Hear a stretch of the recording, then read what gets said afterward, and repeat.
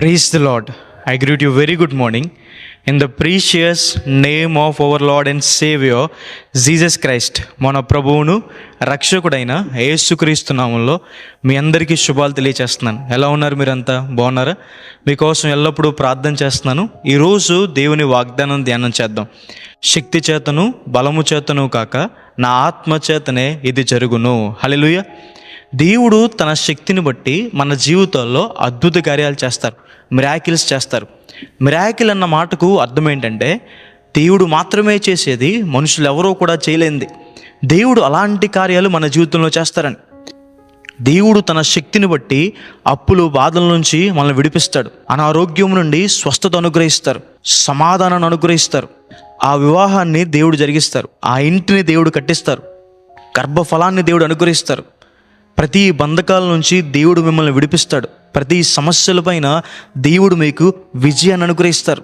ఇప్పుడు వరకు మీ శక్తి బట్టి, మీ బలం బట్టి, మీ జ్ఞానం బట్టి ప్రయత్నించారేమో, దేవుని పక్కన పెట్టేశారేమో.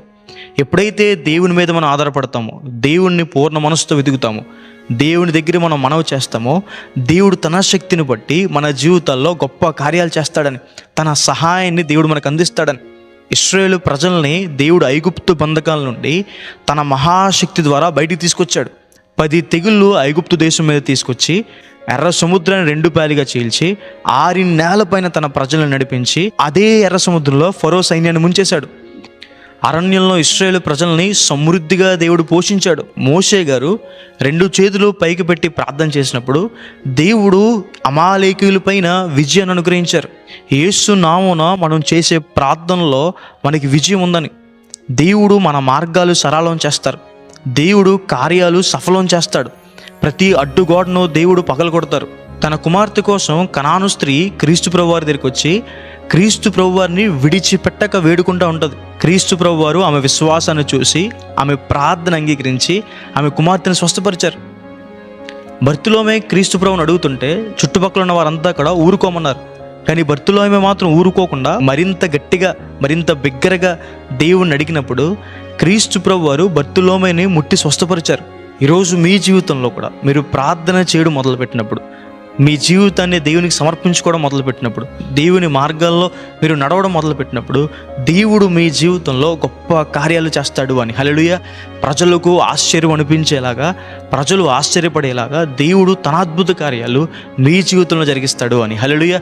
మనము దేవుని సన్నిధిలో ప్రార్థన చేయగా ఆయన మన మనవుని ఆలకిస్తాడు, మనకి జవాబిస్తాడు, భీకర కార్యాల ద్వారా మనకు ఉత్తరం ఇస్తాడు. దేవుడు మారలేని మీ కుటుంబస్తుల్ని మారుస్తాడు, రక్షణ మీకు అనుగ్రహిస్తాడు, సరైన బాటలో దేవుడు మిమ్మల్ని నడిపిస్తాడు. ఈ వాగ్దానం విశ్వసించండి. మన శక్తి ద్వారా, మన బలం ద్వారా కాక దేవుని మీద ఆధారపడినప్పుడు దేవుడు తన శక్తి ద్వారా గొప్ప కార్యాలు జరిగిస్తాడు అని ప్రార్థన చేసుకుందాం. సర్వశక్తిమంతుడా, జీవం గల దేవా, ప్రభువా మీకు వేలాది వేలాది వందనాలేసా. ఈరోజు ఈ వాగ్దానం ద్వారా మాతో మాట్లాడినందుకు దేవా, ప్రభువా మీకు వందనాలు. ప్రియులు ఎంతమంది అయితే ఈ వాగ్దానం వీక్షిస్తున్నారో వారి జీవితంలో మేలు చేయండి, మీ సహాయాన్ని సహకారాన్ని అందించండి, కృప అనుగ్రహించండి అయ్యా. గొప్ప కార్యాలు చేయండి అయ్యా ప్రభు. అప్పుల బాధల నుంచి బయటికి తీసుకురండి, అనారోగ్యం నుండి స్వస్థపరచండి అయ్యా ప్రభు.